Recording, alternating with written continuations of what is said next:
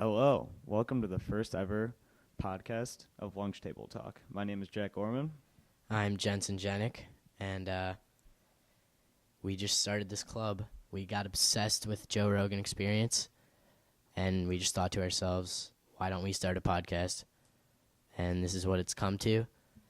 We meet every other Tuesday, and we have some members, and they have small contributions to each podcast, and we're just overall having a fun time. Yeah, and our sponsor, she is a special woman. She's my personal AP Econ teacher. It's her first year at Maine South, and she is the sponsor of our club, which is full of boys. We do not have one girl in our club, so if anyone wants to join, let us know. But her name's Mrs. Santucci, so yeah, just shout out to her. And then also shout out, if you guys are looking at our logo right now, our cover for iTunes, Emily Spiegel made that, and I think it's really cool. The apple with the headphones on it. I told her to make us a logo, and I told her my idea, and she basically told me that was a dumb idea, and then she did what she thought was best, and now that worked out. All right, so we're just going to get right into it. Jack was talking about a certain classic movie that I think everyone should watch, and take it away. Yeah, so first introduced me by my dad to Caddyshack, the movie. It's about golf, but if you don't like golf, you can still watch it. I mean, there's a lot of clashing of like different personalities, which make it funny. So Bill Murray is this like landscaper dude on this country club, and he's a really weird guy. He like himself, that could be like a different movie than the actual movie, just because he's like so far off. But then so Chevy Chase, he's the actor in it too. He's like this really good golfer, but he never keeps score or anything. Rodney Dangerfield's also a golfer, but it's basically just like clash of like different personalities within a country club. And if you're a caddy, you have to watch this. I mean, yeah, Jack and I are both caddies, and it's crazy how relatable it is. And just like some guys that are just very, very mean to you. Then other guys that you can like walk on a golf course with, and then it's like you're with your good friend. Yeah, so I highly recommend that movie to anybody. Yeah. And last night or 2 nights ago was the season finale of True Detective. It's on HBO, so it's a little expensive, but it is a great show. I highly recommend it. It's kind of a thriller.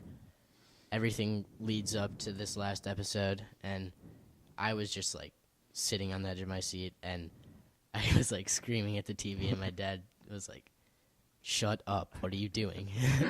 I want to watch this show. Is it episode based or is it like? Yeah, it's 8 episodes, and how many seasons or is it just the first? There's 3 seasons. The first season was actually Matthew McConaughey and Woody Harrelson, but the seasons have nothing to do with each other.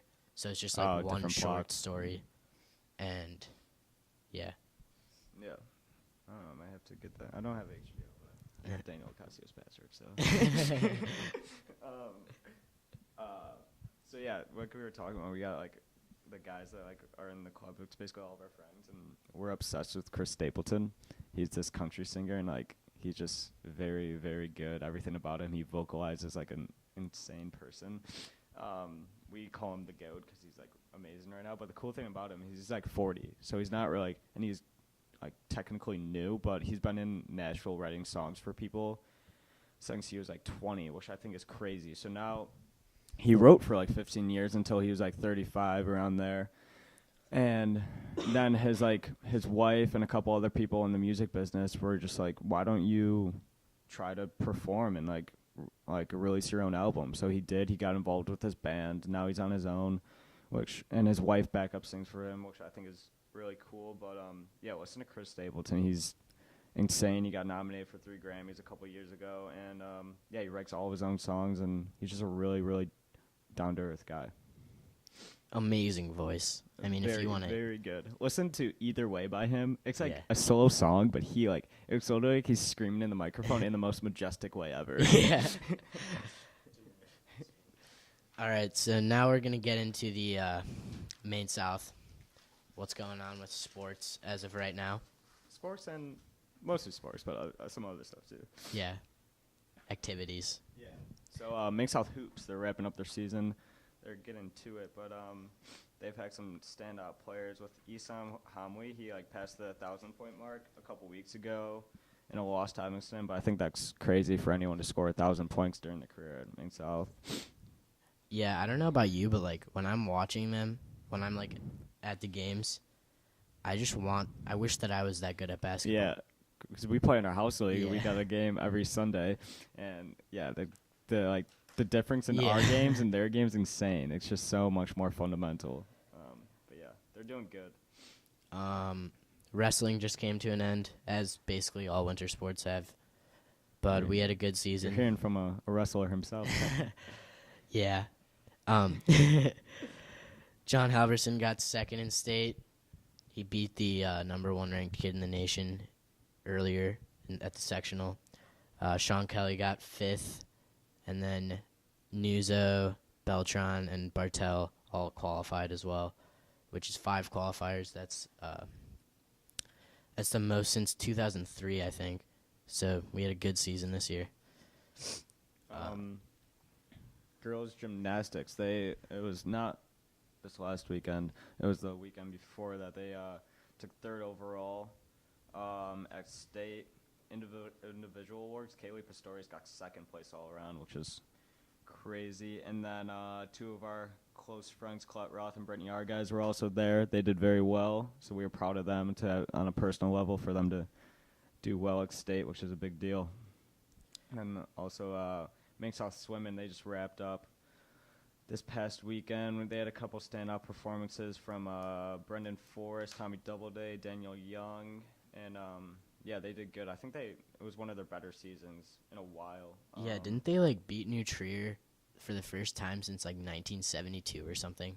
I don't know, but yeah, from what I heard, I was talking to a couple swimmers, and they were very happy with the season. Girls basketball lost to Evanston in the regional final. And if you know about basketball, you know Evanston's very good. And it's looking pretty good for the girls, though. The Gardner sisters should be very good next year. The Hawkeyes, they finished up their season. Sorry. That was that was Jack. You could call him Jamie if you like. He's our info guy. He coughs a little bit. You're all right. But the Hawkeyes, yeah, they finished up. They got 4th in state. They won nationals. I mean, Okay. All right. let's. We're friends with a lot of them. We're very proud of them. What they do is not easy, and I think they, like, whenever we're messing around and we try to do like the kick line or like do like some flexible stuff, they do. It's just not we. Other news. Some people are annoyed by this. Some people like it. Crux was last weekend. It's very talked about. If you go to Mink South, you hear about Crux. It's a good experience. But so that'll be the buzz for around a week or 2 after that wrapped up. Spring Fling's coming up. Oh yeah. I don't think I'm going. I don't think we'll be attending. But it's our first dance we haven't gone to. It's kind of yeah. sad. But if you're going, I hope it's fun. Yeah, I think tickets Apparently are there's coming like out today. a DJ that's like Oh yeah. world renowned is coming or something. We have 2 podcast club members that are on the planning for that, and they said the DJ is supposed to be good. Yeah. So And then spring sport, everything's ending, but spring sports are starting up. yeah. Okay, so now we're getting into our main topic here. The podcast we are listening to. Podcasts we are listening We are to. very into podcasts, and I always hear people saying like, I've been announcing to random people that we're starting a podcast club because I just want people to know, and people always ask me like, what do you listen to? Because it's very new to the media world. Podcasts are. It's usually like my dad. He only listens to radio. I'm sure everyone's like older siblings or parents are like that. But I think podcasts are very new, so we just kind of wanted to let people know these are some good podcasts to listen to. One of my personal favorites is the Tim Ferriss Show.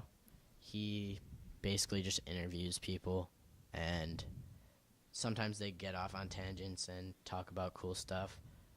If you are interested in this, I recommend listening to the CEO of Walmart one. It's very interesting how the CEO of Walmart has been handling the competition with Amazon and other internet retailers. Yeah, people always talk about how Amazon's like a monopoly or whatever, but Walmart's like a really big competitor. People don't Yeah. realize that. Walmart really is doing big. a great job. Yeah, I think that's good because you Yeah. need competition of ideas for business to go Mhm. anywhere. So I was in the car with my dad driving to a basketball game, and we decided on Conan O'Brien. It's called Conan O'Brien Needs a Friend. That's the name of the podcast, which I think is kind of interesting. It's like Yeah. funny. So he's just like a really good. I never knew this about him. Everyone knows him as like the late night guy, but he was a comedian in like the first like stages of his career. So he moved to LA, and he wrote skits for Adam Sandler, Chris Farley, just a lot of guys. And the cool thing about that, it wasn't like Conan wrote it for them, and they never talked. They were like best friends, and so they would hang out, write together, and it was very personal. So I learned that from his podcast with Adam Sandler, which I really liked. But yeah, Conan O'Brien, he's a very good talker, obviously, because he hosts a late night. But I think, give that one a go. It's a one Yeah, I he's very funny. like. Yeah. I didn't really know that he was as funny as he actually is. Mhm.